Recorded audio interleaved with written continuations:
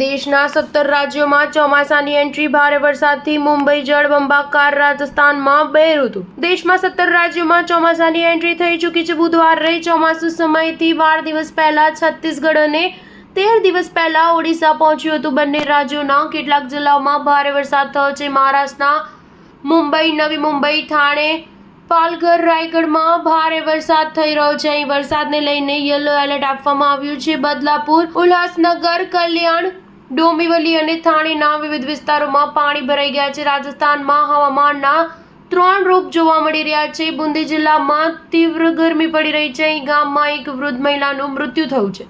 તપાસમાં જાણવા મળ્યું કે આ મૃત્યુ હીટવેવને કારણે મોત થયું છે. ઉદયપુર, ચિત્તોડગઢ, ભીલવાડામાં વરસાદ ચાલુ છે. જેસલમેરમાં સવારથી ભારે આંધી તોફાન છે. મધ્યપ્રદેશના 15થી વધુ જિલ્લાઓમાં મંગળવારે વરસાદ પડ્યો હતો. આજે પણ ભોપાલ, ઇન્દોર, ઉજ્જૈન સહિત 40 જિલ્લાઓમાં જોરદાર આંધી સાથે વરસાદની ચેતવણી આપવામાં આવી છે.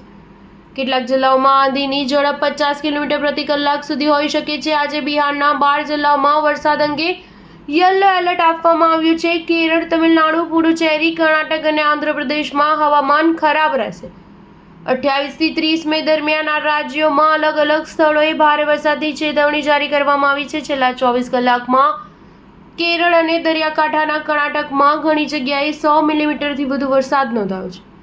ઉપરાંત વીજળી અને ભારે પવનને કારણે સામાન્ય જનજીવન પ્રભાવિત થઈ રહ્યું છે. પશ્ચિમ ભારતમાં કોંકણ, ગોવા, મધ્ય મહારાષ્ટ્ર અને વિદર્ભમાં પણ વાવાઝોડાનો અનુભવ થઈ રહ્યો છે. હવામાન વિભાગના જણાવ્યા અનુસાર કોંકણ અને ગોવામાં 2 જૂન સુધી વ્યાપક વરસાદ પડી શકે છે. ગુજરાતના કેટલાક ભાગોમાં ભારે પવન સાથે હળવાથી મધ્યમ વરસાદની શક્યતા છે, જે 40 થી 60 કિલોમીટર પ્રતિ કલાકની ઝડપે ફૂંકાઈ શકે છે. સ્ટાર ન્યૂઝ 7 હંમેશા સચ્ચાઈની સાથે.